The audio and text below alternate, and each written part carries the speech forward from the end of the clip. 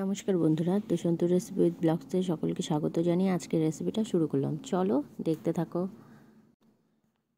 আজ রেসিপিটা যখন শুরু করছিলাম সব কিছু কেটে ধুয়ে রেডি করে নিয়েছি, আর ভাবলাম যে একটু ভালো করে রেসিপিটা করব। তো যাই হোক, কোনো কারণবশত ভাবলাম যে না, রেসিপিটা আজকে করব না। তো তারপর রান্না যখন বসিয়ে দিয়েছি, মাছও অলরেডি ভাজা হয়ে গেছে। তো তারপর আবার মনে হলো যে না, ভিডিওটা না হয় উঠানোই যাক। তো তারপরেই ভিডিওটা শুরু করলাম। আজ তো ব্লগ দিয়েছি, তো ভাবলাম কালকের জন্য কি করব। তো তাই আর কি তোমাদের সাথে শেয়ার করার জন্য আজ মাছ এনেছে। তো মাছ এনেছে, তারপর ভাবলাম যে কি দিয়ে রান্না করব। তো কেটে ফেললাম এদিকে আলু, বেগুন, শিম।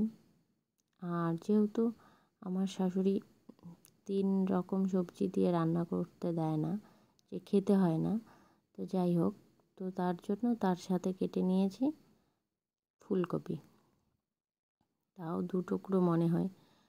তো যাই হোক, সব কিছু আমি এদিকে তেলে জিরে ফোড়ন দিয়ে লবণ হলুদ দিয়ে আমি ভালো করে ভেজে নিচ্ছি। তো রান্না করতে করতে ভাবলাম না, তোমাদের সাথে আজ কিছু গল্পই করা যাক। রান্না তো চলতেই থাকবে। তো এখানে 3 রকম সবজি দিয়ে কোনো দিনই কোনো কিছু খাওয়া হয় না, মানে কোনো তরকারি রান্না করা হয় না। তো তার মধ্যে 4 রকম বা 5 রকম এরকম কিছু দিতেই হয়। তো দেখো, গল্পের সাথে সাথে বলিনি, আমি এখানে বেশি কিছু দিইনি। আদা, জিরা আর কাঁচা লঙ্কা দিয়ে আমি পেস্টটা বানিয়েছি মিক্সিতে।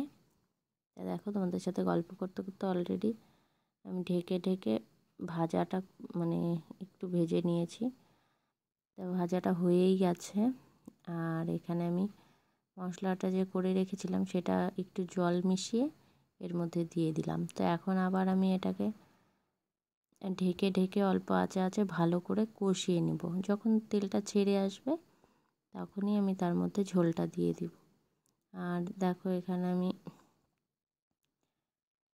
1 চামচ মতো লবণ দিয়ে দিলাম। আর এখন আমি এটাকে আবার ঢেকে দিয়ে তারপরে কষিয়ে নেব। এখন শীতকাল পড়েছে, আর এখন তো টাটকা টাটকা সবজি আসবেই। আর এই সবজি দিয়ে মাছের ঝোল বলো, চচ্চড়ি বলো, যেটাই বলো, দারুণ লাগে খেতে।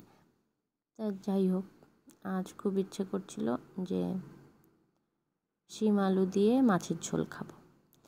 আর এদিকে আমার শাশুড়ি মা বলেছে শিম বেগুন মানে বেগুন আলু দিয়ে মাছের ঝোল করতে। তো আমি আবার বেগুন খাবো না। তো এদিকে আমার শিম পছন্দ হয়েছে, তো কি বলবো। তা তার জন্য দুজনের জন্যই মানে রেখে সেখানে 2টো ফুলকপি দিয়ে দিলাম। তো দিয়ে ভাবলাম যে না, আজকে ঝোলটা বানিয়েই ফেলি। আর এখানে এনেছিল লোকাল রুই মাছ।